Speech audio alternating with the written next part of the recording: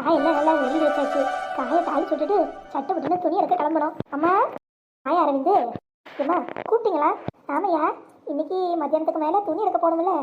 உன் தங்கச்சிக்கும் தங்கச்சி குடும்பத்துக்கும் இன்னைக்கு துணியெல்லாம் எடுத்து கொடுத்துருவோம்யா. கல்யாணம் நெருங்கிடுச்சு.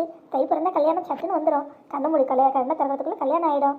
அதான் இன்னைக்கே போய் எடுத்து கொடுத்துட்டு ஒரு வேலை முடியும்னு பார்க்குறேன். அதான் ஏற்கனவே சொல்லியிருந்தீங்கல்லம்மா, அதெல்லாம் தாராளமாக எடுத்துடலாம். எனக்கு இன்னைக்கு ஆஃபீஸ் லீவு தான். நானே நீங்கள் எல்லாரும் சேர்ந்து ஒரு போயிட்டு வந்துடுவோம். சரியா சரியா. உனக்கு ஃபோன் இருந்தால் ஒரு ஃபோனை போட்டு கூட. எதுக்கும் மல்லிகா கிட்டையும் சம்மந்திக்கிட்டையும் இன்னொரு வார்த்தை சொல்லிவிடுவான். அன்றைக்கி நேரில் சொன்னோம். இருந்தாலும் அப்பங்க ஃபோனை போட்டு வர சொன்னால் தானே மரியாதையாக இருக்கும். ஆமாம்மா, முதல்ல அவங்கள்ட்ட சொல்லுங்கள். ஏன்னா அப்படி இப்படி இல்லை அப்படி இல்லைன்னு சொல்லி அவங்க சண்டை தருவாங்க. கல்யாணத்தில் எந்த பிரச்சனையும் வேணாம். எல்லாரையும் மறுபடியும் என்னென்ன பண்ணணுமோ பண்ணிவிடுவோம். நம்ம அதுக்கு தான் சொல்கிறேன். கொஞ்சம் ஃபோன் எடுத்துகிட்டு வரியா? போட்டு கொடுத்தா பேசுவேன்.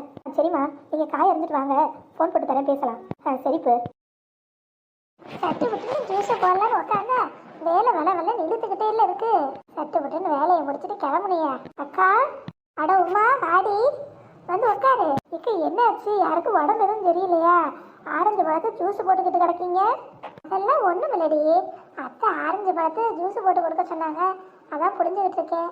அப்படியே நாத்துக்கும் சேர்த்து போடுறேன். அவளும் வீட்டில் வேற இருக்கா. அதான் அக்கா, நீங்கள் இப்படியே 2 பேரையும் தாங்கிக்கிட்டே இருந்தீங்கன்னு வைங்களேன், இன்னைக்கு இல்லை என்னைக்குமே அவன் நம்ம வீட்டை விட்டு கிளம்ப மாட்டா. இங்கேயே டேரா போட்டுருவா. ஏண்டி என்னடி பண்ணுவா? முதல்ல நியூ இயர் வந்துச்சு, புத்தாண்டு அதுவுமா இங்கே இருக்கணும் அப்படின்னு ஆசைப்பட்டா. அடுத்து பொங்கல் வருது பத்தியா, அதான் முடிச்சுட்டு போகலான்னு இருக்கா போல.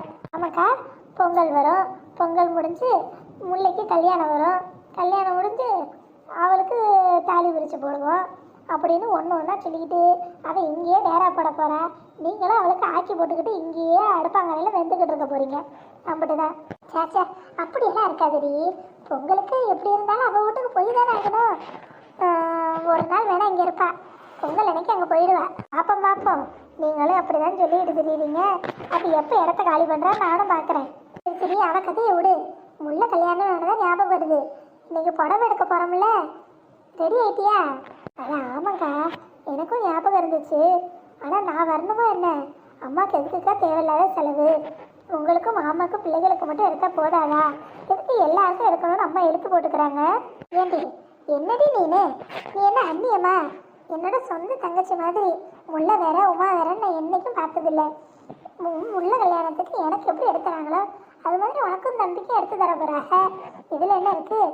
அது போக நம்ம அத்தைக்கு, நாத்து வீட்டுக்காரருக்கு எல்லாருக்கும் எடுக்கிறதாக அம்மா சொல்லிட்டு இருக்கு. ஏக்கா, எதுக்குக்கா வீணாக செலவு பண்ணிக்கிட்டு? உங்களுக்கு மட்டும் எடுக்க சொல்ல வேண்டியதானே? அட, நான் எம்பிட்டோ சொல்லி பார்த்துட்டேன். எனக்கும் வேணாமா, நீ வேலையை பாரு, அதான் பத்திரிக்கை வச்சுட்டீங்களேன்னு. ஆனால் கேட்க மாட்டேங்குதே. முறைன்னு ஒன்று இருக்குது, சம்பிரதாயம்னு ஒன்று இருக்குன்னு சொல்லிட்டு இருக்கு. இல்லைக்கா, நான் வரணுமான்னு. இரு ஃபோன் அடிக்க. அம்மாவுக்கு 100 வயசு. அம்மா தான் ஃபோன் அடிக்கிறாங்க. பேசுங்கக்கா, என்னன்னு கேட்போம். ஏம்மா சொல்லுமா, நல்லா இருக்கியா?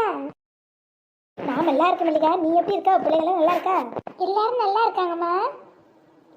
சொல்லுமா, என்ன விஷயம்? ஒன்றுமில்லாக்கா, நீ புடவை எடுக்கணும்ல, அதான் உனக்கு ஞாபகப்படுத்தலான்னு கூப்பிட்டேன். நீ எல்லாரையும் கூட்டிகிட்டு வந்துருமா. உமா, சம்பந்தி அம்மா எல்லாரையும் கூப்பிட்டு வந்துரு. ஏம்மா, நான் எல்லாரையும் கூப்பிட்டுட்டு தாம்மா இருக்கேன். இந்த உமா தான் எனக்கு எதுக்குக்கா புடவைன்னு சொல்லி வேணாங்கிறான். இதை அந்த பிள்ளைகிட்ட போட கொடு. நீயே பேசுமா. இந்த டீ அம்மா உங்ககிட்ட பேசணுமா. ஹலோ அம்மா, நல்லா இருக்கீங்களா? நல்லா இருக்காக்கா, நீ எப்படி இருக்க? தம்பி எப்படி இருக்கு? நாங்கள் எல்லாரும் நல்லா இருக்கோம்மா. என்ன கிழவி யாருக்கிட்டையும் சிரிச்சு பேசிட்டு இருக்கு? யாரா இருக்கும்? புடவை எடுக்க மறக்காம வந்துடாக்கா. உங்க அக்காலும் நீ சேர்ந்து தான் வரணும். எம்மா, நாங்களாம் எதுக்குமா? மாமாக்கும் எடுத்தா போதாதா? சே, இந்த கிழவி எப்பதான் தெரிந்த போதோ தெரியல. சே, மல்லிகாக்கா அது புருஷனுக்கு அவள் பிள்ளைகளுக்கு மட்டும் எடுத்தா என்ன? அவள் ஓப்படியா கொழுந்தனார், நாத்தனார், மாமியார்னு எல்லாருக்கும் எடுத்தா நம்ம பட்ஜெட் எங்கே போகிறது? கடைசியில் நானும் என் புருஷனும் தான் தலையில் துண்டை போட்டுட்டு உட்காந்துருக்கணும். ஏற்கனவே முல்லை கல்யாணத்தை எங்கள் தலையை தொப்பிட்டீங்க. இப்போ அடுத்து இப்படி ஆடம்பர செலவு பண்ணி எங்களை தான் கவுத்து விட போகிறாங்க இந்த அம்மா. சே, என்ன சொன்னாலும் நம்ம பேச்சு யாரும் கேட்க போகிறதில்ல. அதுக்கு 7 இருந்துடலாம். ஏமா, நீ மட்டும் யாரு? நீ எனக்கு மகமாயிதா. இங்கே பாரு, அக்காலோட நீயும் வர. சம்மந்தி அம்மா, நிம்மி எல்லாரும் வரணும்னு சொல்லிட்டேன். அம்மா மேலே உண்மையாகவே உனக்கு பாசம் இருந்தால் வந்துரு. அம்மா அது ஒரு வார்த்தை பேசக்கூடாது, நீ வரணும். அப்படிதான். சரிம்மா, நீங்கள் இம்பிட்டுதான்னு சொல்கிறீங்க, நான் வரேன். சரியா. எங்கள் மல்லிகட்டை போன கொடு. ஏக்கா, உங்கள்கிட்ட பேசணுமா? நான் சொன்னா கேட்கல, உங்கள் அம்மா சொன்னா கேட்குறியா? ஏக்கா, அம்மா விட மாட்டேங்கிறாங்கக்கா. நான் சொல்லுமா, வந்துடுறேன் கடைக்கு. சம்பந்தி அம்மாட்டையும் கொடுத்தானா ஒரு வார்த்தை சொல்லிட வேண்டி. அதுமா, அது அவங்க வெளியே போயிருக்காங்கம்மா. நானே வந்தானு சொல்லி கூப்பிட்டுட்டு வந்துடுறேன். அப்படியா? சரிம்மா, அப்போ நீயே சொல்லிவிடு. சரியா? அம்மா ஃபோன் பண்ணாங்க, உங்களை வர சொன்னாங்க, மறக்காம சொல்லிடு சரியா? சரிம்மா வைக்கிறேன். ஏங்க அத்தை புறத்தாக தானே இருந்தாங்க, கொல்லை வாசல்ல உட்காந்துட்டு இருந்ததை நானே பார்த்தனே, நீங்கள் என்ன வெளியே போயிருக்காங்கன்னு சொல்கிறீங்க? அடி எங்கள் அம்மா நார்மலாக நினச்சிக்கிட்டு அத்தைக்கிட்ட பேசணுங்குது. அத்தை ஏற்கனவே அம்மா வந்தப்போ கண்ணா பின்னான்னு பேசி தான் அனுப்புனாங்க. இன்னைக்கு வாங்கன்னு சொல்கிறது இவங்க என்ன சொல்லுவாங்களோ தெரியல. இந்த கிழவி எப்போ அம்பியா இருக்கும், எப்போ அண்ணியனா மாறணும்னு யாருக்கும் தெரிய மாட்டேங்குது. இது பேச்சு மூச்சு நமக்கு தானே தெரியுது. இது எப்போ எப்படி நடந்துக்கணும் நம்மளாலே டச் பண்ண முடியலை. இதில் எங்கள் அம்மா வேற கோர்த்து விடணுமா? நான் போய் கூப்பிடுவேன், வந்தால் வரட்டும், இல்லைன்னா நம்ம ஒரு ரெட்டு போயிட்டு வந்துடுவோம்.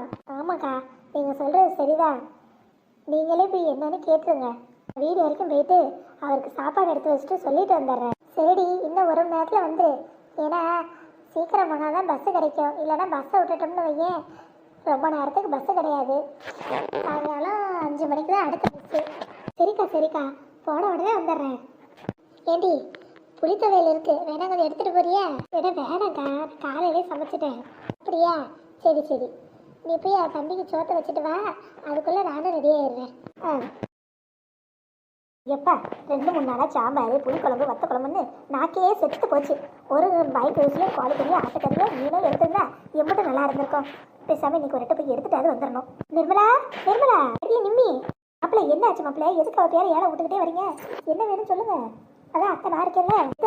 இங்கே பார்த்தீங்களா மீன்? ஆமாம் நல்லா இருக்கு. மீன் எல்லாம் ஆற்றுல பிடிச்ச மாதிரில இருக்கு, நல்லா ஃப்ரெஷ்ஷாக இருக்கேன் மாப்பிள்ள. அட யார் நீங்கள் பிடிச்சிங்களா? அதான் இல்லை, நான் இந்த அம்புட்டு மீனையும் காசு கொடுத்து வாங்கிட்டு வந்திருக்கேன். அதுவும் எம்பிட்டு தெரியுமாத்த? வெறும் 100 ரூபா கொடுத்து எல்லா மீனையும் வாங்கிட்டு வந்துட்டேன். எனக்கு தெரிஞ்சதில் 3 கிலோ மீன் இருக்கும். பரவாயில்லையே மாப்பிள்ள, உங்களுக்கு வாய் தரமா அதிகம் தான். சாமர்த்தியமாக பேசி வாங்கிட்டு வந்துட்டீங்களே. அதாத்த உங்கள் பொண்ணு தான் நான் எதுக்கும் லாய்க்கலன்னு சொல்லிகிட்டே இருப்பாள். அதான் இம்புட்டு மீனையும் 100 ரூபாய்க்கு வாங்கினதை சொல்லி அவகிட்ட காட்டலான்னு வந்தேன். எங்கே அவன் இல்லைதான் இருந்தா? யோ எதுக்கு இப்போ வாசலில் நின்று என் பேர் வேலை விட்டுட்டு இருக்காரு நிம்மி? அவர் சும்மா கூப்பிடலடி, உனக்காக ஆசாசியாக மீன் வாங்கிட்டு வந்திருக்காரு. ஆமாம் நிம்மி, இங்கே பாரு 3 கிலோ மீன் ஆற்றுல பிடிச்சது, ஃப்ரெஷ்ஷாக இருந்துச்சு. அதான் 100 ரூபாய்க்கு அடித்து பேசி வாங்கிட்டு வந்துட்டேன். இந்த ரேட்டுக்கு யார் தருவா சொல்லு? அவன் ஏதோ அவசரம் போல, அதான் காசு கொடுத்தானே கொடுத்துட்டு ஓடியே போயிட்டான். ஓ அம்பிட்டு தானா? ஏப்பி கழிச்சுக்கிற? அம்மா இம்புட்டு மீனையும் வாங்கி கொண்டு வந்தா யார் சமைக்கிறது? இதெல்லாம் சுத்தம் பண்ணி சமைக்கிறதுக்குள்ளே போதும் போது நான் ஏண்டி ஒன்றை யாரும் செய்ய சொன்னா? அதான் வீட்டில் ஒருத்தி இருக்கால, அவளை செய்ய சொல்லிக்கிறேன், நீ பேசாம இரு. ஓ அப்படம் சரிம்மா. ஐயோ புருஷா பத்தியா எங்கள் அம்மா என்னை எப்படி பார்த்துக்குதுன்னு? இல்லைங்க, யாரோ ஒருத்தர் மீனை குழம்பு வச்சா சரிதான். மல்லிகா மல்லிகா வரேங்க. சொல்லுங்க. இந்த மாப்பிள்ளை மீன் வாங்கிட்டு வந்திருக்காரு, குழம்பு வச்சு பாதி மீனை வறுத்து வச்சிரு. எத்தனை நானா? ஆமாம், நீ தானே இந்த வீட்டு மருமக, அப்போ நீ தான் செய்யணும். இதுக்காக 4 பேரை கூட்டிகிட்டு வந்தால் மீன் குழம்பு பார்க்க முடியும்? சமைச்சா நீங்களாம் என்ன சாப்பிடாம மோதா பார்க்க போறீங்க? மாப்பிள்ளை எல்லாருக்கும் சேர்ந்து தான் வாங்கிட்டு வந்திருக்காரு, சமைச்சு வை. அக்கா அதுக்கு இல்லைக்க, நான் காலையிலே சமைச்சிட்டேன். அது மட்டும் இல்லை, எங்கள் அம்மா இன்னைக்கு எல்லாருக்கும் துணி எடுத்து தர பஜாருக்கு வர சொல்லியிருந்தாங்கல்ல, ஜவுளி எடுக்க போகணும்லக்க, நீங்கள் வரலையா? ஆமாம், பெரிய ஜவுளி என்கிட்ட இதை இல்லாத புடவையா, நான் பார்க்காத புடவையா? காஞ்சிலையும் பட்டுலையும் பனாரஸ்லையும் மைசூர் சில்க்லையும் கட்ட விடாடியே உங்கள் அம்மா எடுக்க கொடுக்க போகிற 500 ரூபா புடவைக்கு அந்த காட்டன் சுங்குடிக்கு நான் வந்து திறந்தாழ்ந்துருவேணும். அப்படி கேளுமா, புடவை எடுக்கிறாங்களாம் புடவை. எத்த சம்பந்தி புடவை வைக்கணுமே எங்கள் அம்மா ஆசையாக உங்களுக்கும் சேர்த்து எடுக்கலாம்னு நினச்சாங்க. நீங்கள் வந்தது வராது உங்கள் விருப்பம், நான் போகிறேன். அம்பிட்டுதான். என்ன நீங்கள் எங்கள் அம்மா இப்படி தானே சொல்லிட்டு இருக்காங்க, நீங்கள் உங்கள் இஷ்டத்துக்கு பேசிகிட்டு இருக்கீங்க. மீன் குழம்பு வச்சு கொடுத்துட்டு எங்கே வேணா போங்க. இங்கே பாரு நாத்து, அமைதியாக ஓரமாக நில்லு. இது எங்கள் குடும்ப விஷயம், நாங்கள் பேசிக்கிறோம். பாத்தியம்மா, அப்போ என்ன தலையிட வேணா நீ வேற ஆள்னு சொல்கிறாங்களா? அப்போ இந்த குடும்பத்தில் பேச எனக்கு உரிமை இல்லையா? ஏண்டி என் மேலே இருக்க கோவத்தை என் மகக்கிட்ட காட்டுறியா? எனக்கு யார் மேலேயும் கோவம் இல்லை, நான் சரியாக தான் பேசுகிறேன். உங்களுக்கு சேர்த்து புடவை எடுக்க தான் எங்கள் அம்மா கூப்பிட்டாங்க. வரது வராது உங்கள் விருப்பம். நான் போய் துணி எடுக்க போகிறேன். என் தங்கச்சி கல்யாணத்துக்கு எனக்கு, என் புருஷனுக்கு, என் பிள்ளைகளுக்கு எடுக்க போகிறோம். நீங்கள் வரது வராது உங்கள் இஷ்டம்.